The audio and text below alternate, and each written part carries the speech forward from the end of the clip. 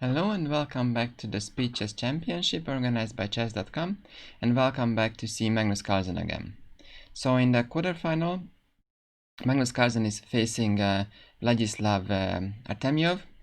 So actually in the first round, so it was a tournament of 16 people. So in the first round, Carlsen made it through quite early, and then he was actually interviewed which player he would like to rather face, Vladislav Artemiev or Anish Giri. And then Carlsen said, well, it's not much of a choice because Artemiev is just so much better of a blitz player. And even though Anish, well, sort of disagreed on his own channel and social media, he nevertheless lost to Artemiev. It was actually quite an interesting game, but or match, but Artemiev managed to overcome Anish. And so there we are with Vladislav facing Magnus, the world champion. So so what's the format of this tournament? So the guys are playing for like 3 hours. Yeah, 3 hours. 1.5 hour of 5 minutes blitz, then another hour of 3 minutes blitz, and then comes some bullet with 1 minute. There's always 1 second increment for all the games. So now I'm going to show you one of the nicest games from the match, which is game 4 from the 5 minutes portion. Obviously the game quality is better the more time they have, so that's why I chose a 5-minute game. And right now the score is actually equal. So Artemiev was the first one to actually score. So first game was won by him, but then Carlsen quickly equalized, and the third game was drawn. So now everything is even, and Artemiev is with the white pieces against the world champion. So let's get started. The game is going to be a hedgehog, even though there is quite some transposition. So Artemiev started with knight f3. He was experiencing with openings throughout the whole match. Here comes c5, c4, knight f6, g3, b6, bishop g2, bishop b7, castle. So very standard moves, and now we are going to see the hedgehog. So white is going to play knight c3, bishop b7, rook e1, and black allows the e4 move. So we are going to transpose the so-called hedgehog. Very standard moves now. Queen c7, bishop e3, knight e7, rook c1. So this pawn is protected by this rook. So anytime black would grab this, then the knight jumps in, and the game actually immediately over. So black cannot do that. Black castled. Comes f4, rook c8. And so one of the typical plans is what Artemiev is going to do here is just pushing on the queen side. Sorry, on the king side. So g4, g5 is a very specific plan here. So in general, from the position, so white has a huge space advantage. This c4, e4, and f4 pawns, they are controlling the center. But black's plan is that to try to strike at some point even with d5 or b5 and try to undermine the center. And of course, if white tries to go even further with their pawn or with his pawns, then there could be more and more weaknesses. But now comes g4, obvious threat is g5 and pushing down further black. Now comes knight c5, putting pressure on this e4 pawn, bishop f2, and Magnus decided to play the move h6, stopping or seemingly stopping white from playing g5. So the plan here is that if white actually plays h4, which looks very natural, pushing further here, then black can play the move h5, and if you move further here, then the knight just jumps into g4.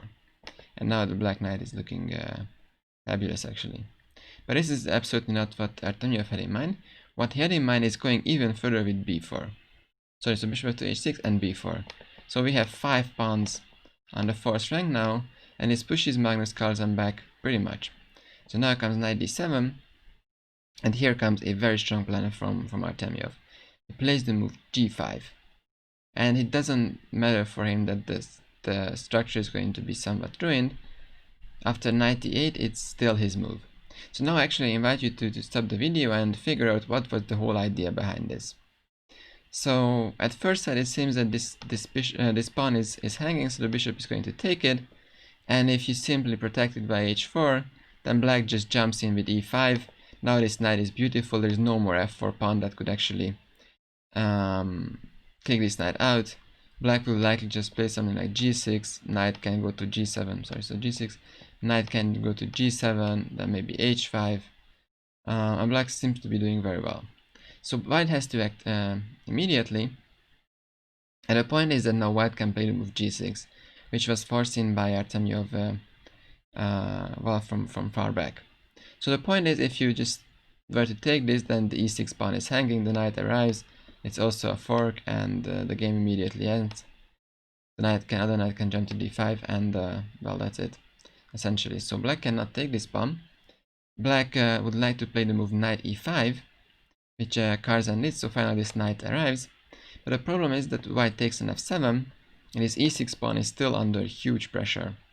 So if you were to take with your king, which looks reasonable at first, the problem is that the white bishop arrives on h3, hitting this pawn, and there is no way black can defend this pawn.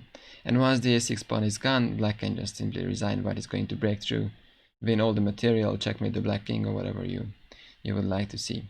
So this is not possible. So Carlsen decided to take with the f7 with the rook, with the idea of giving up this pawn, but hoping that there will be some counterplay. But Artemiev again continues with a very nice fashion.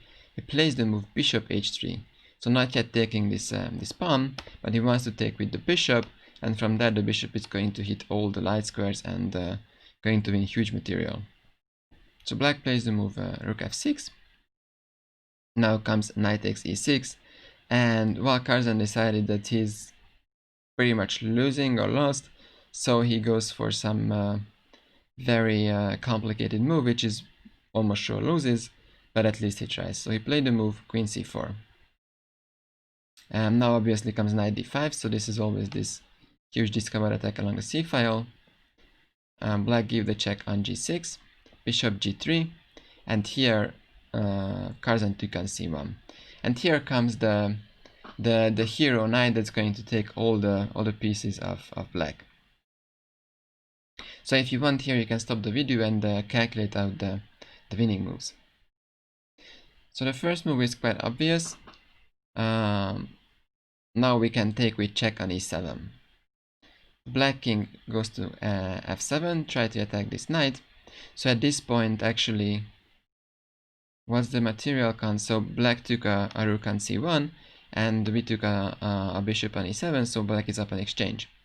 But now white can take on g6, taking this whole rook, and white is also threatening to take back this queen, and eventually win a rook there. So while black tries to move queen takes d1, but now our hero knight goes further and takes an e5 with a check, and black's problem is that he took back, and after rook takes d1, it's a full piece that Magnus Carlsen is dumb. There is also all sort of knight g5, knight d8 taking this stuff from the king side. So Carlsen had enough of this and resigned. So in my opinion, this was the best game of Artemiev. He also took over in the match, so he's now leading. Yeah, so this was a very nice game.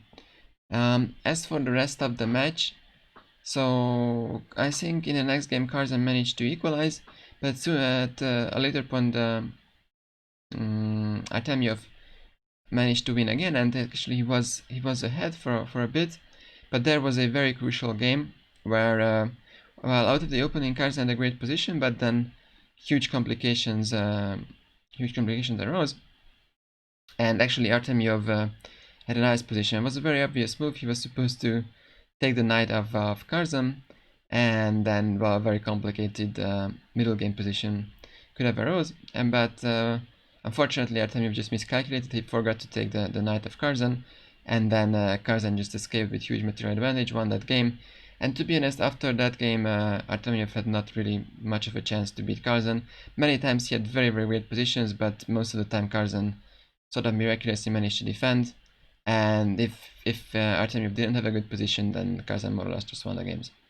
And there was even a game where Carlsen had the knight against the queen in an ending. So Artemiev was just up a queen, and fortunately for Artemiev, he managed to lose that one as well.